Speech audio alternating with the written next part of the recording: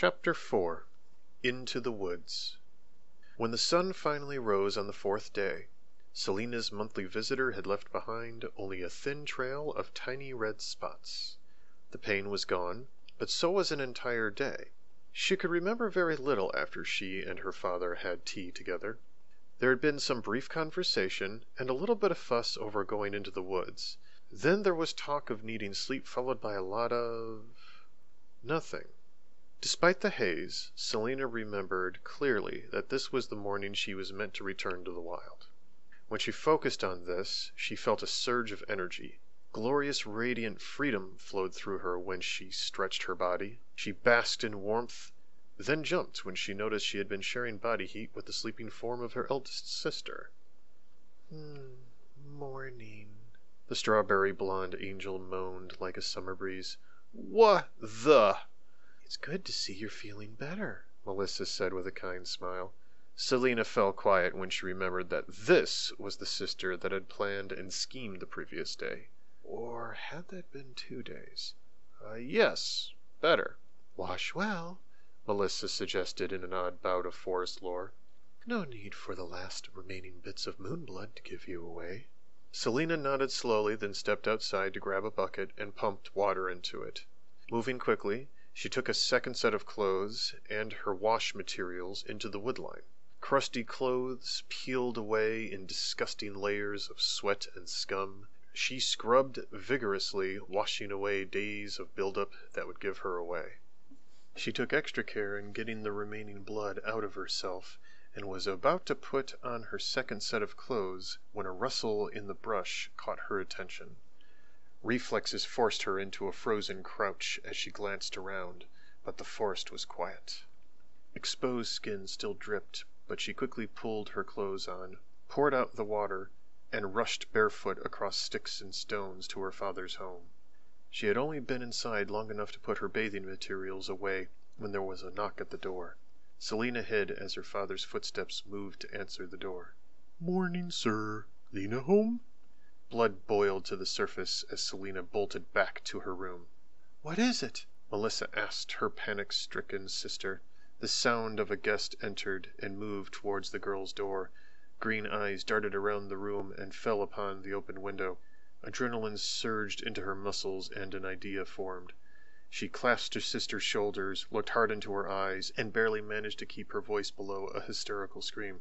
He's here! I'm going now! Bring my things to Usagi's! Go! Then Selina took a running leap out the window. With a tuck and roll, the pitter-patter of bare feet distanced her from the house. Young Scarlet is full of vigor this morning, Usagi said with a mysterious smile. Yes! Selina felt herself shouting with more energy than she knew what to do with. What did you give us? Something to make your sleep more powerful than it normally ought to be, the old woman told her.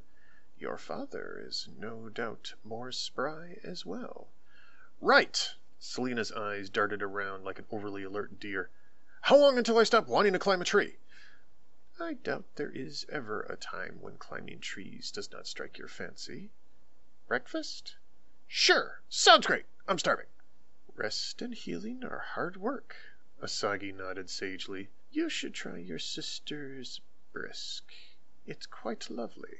Selina felt a powerful need to fling herself onto the food that was put in front of her, and she almost choked herself on her first meat in 4 days. It was something she had grown used to, and felt its absence more than she cared to admit. Half of her plate was gone before she regained enough control to stop snarfing and began to eat with a little dignity. Have you what you need? Her host wanted to know. No, Bruto came by. Flee the nest, did you? Like a rat from a fire. Well, I have some things for you then. The old woman produced a hemp cord along with Selina's bow and quiver. Her arrows had been restocked and the worn ones replaced. Her cloak was there, as were her boots and several small bundles. What? How? Your sisters anticipated complications in your mourning, Usagi told her knowingly. They possess the virtue of forethought. We're all hunters, Selina remembered her sister's words fondly. She owed them a hug. You are as ready as we can make you, her mentor told her. A finality in her tone unsettled Selina, and when she looked into her Baba's eyes, she read both pride and sadness. I'm coming back, you know, Selina heard herself saying, though she suddenly began to wonder if it was true or not. Perhaps, Baba Asagi spoke in a neutral tone. But do not return from a simple case of loneliness. Remember what awaits you here, not just your family's longing, but the village's demands. Selina nodded and rose to give her mentor a hug. Thank you, Baba, she whispered. I'll make you proud. I'm already proud of you, young Scarlet. The old woman spoke as she returned the hug with more strength than had been expected in such an ancient frame.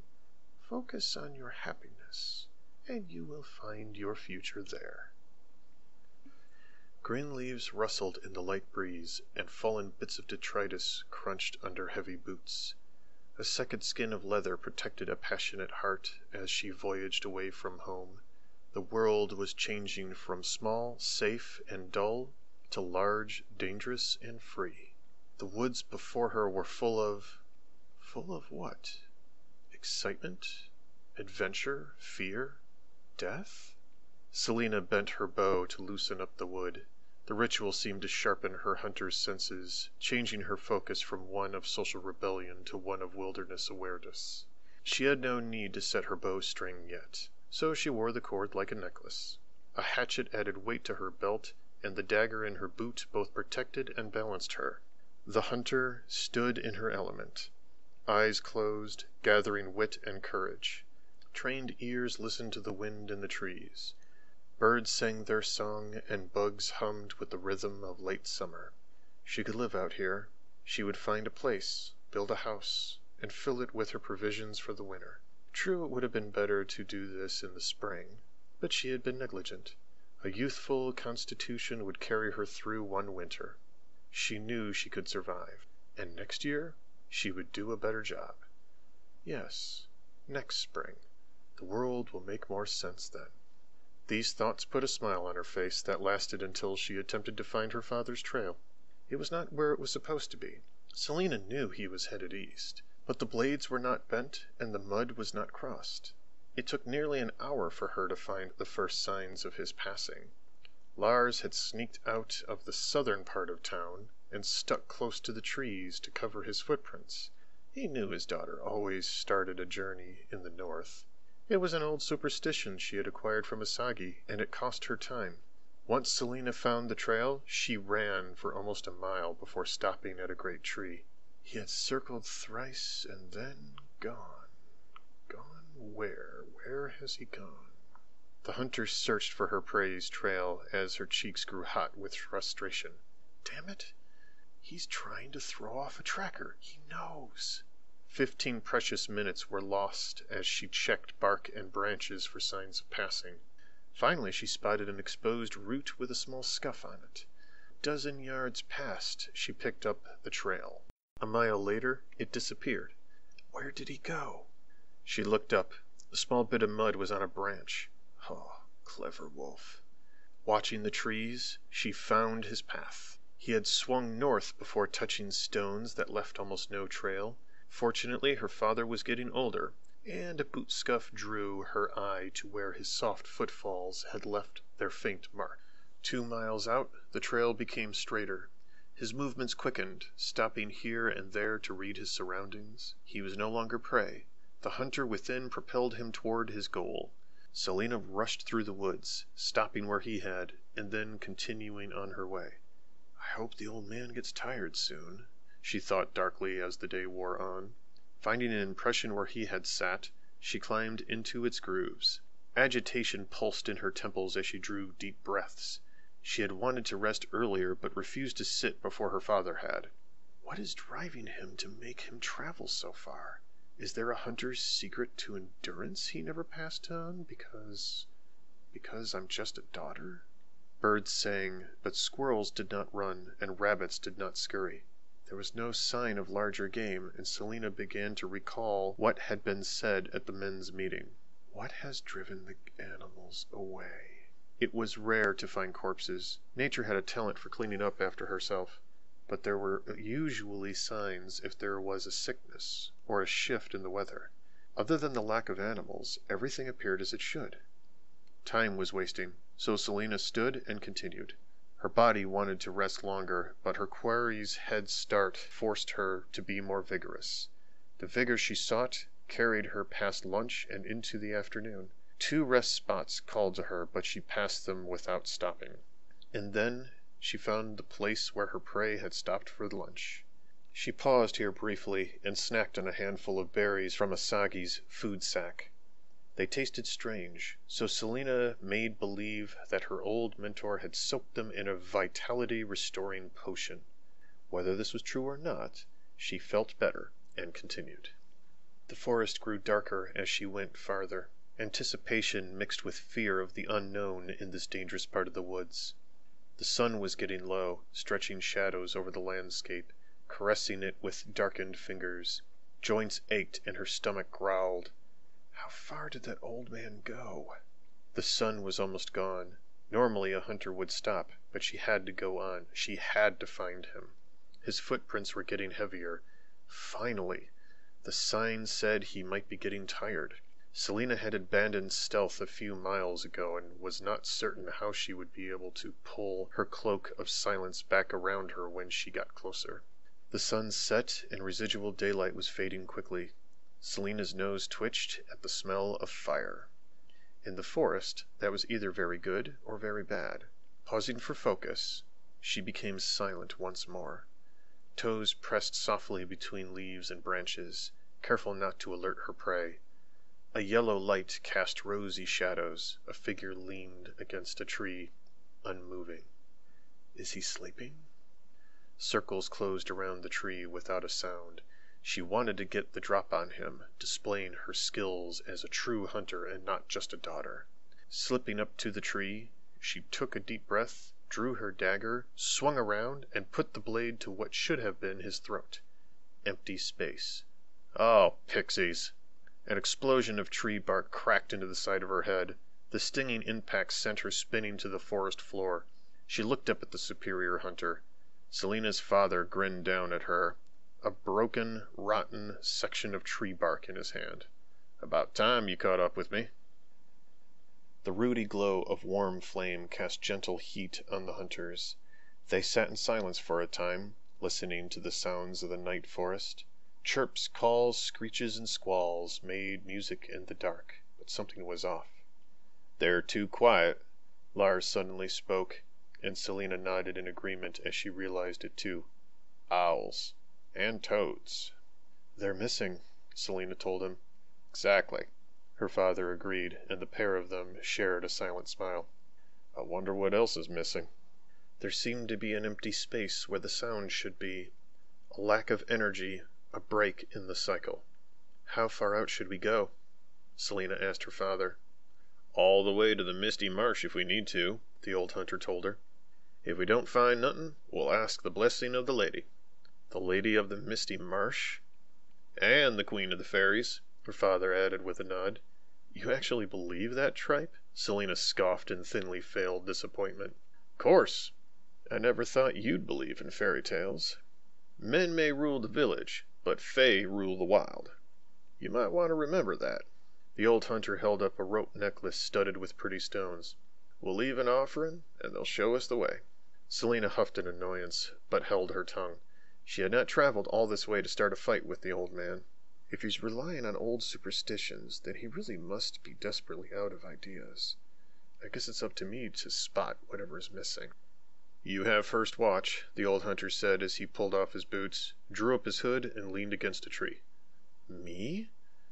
Yes, young blood, he grumbled at her bitterly. Stay up, keep a lookout for predators. Don't lay your head down, or the earworms'll get you. What would you have done if I hadn't come out here with you? Selina huffed in annoyance.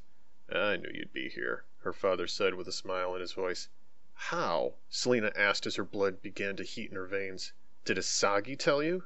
She sure did, the old man said, and Selina huffed, feeling slightly betrayed.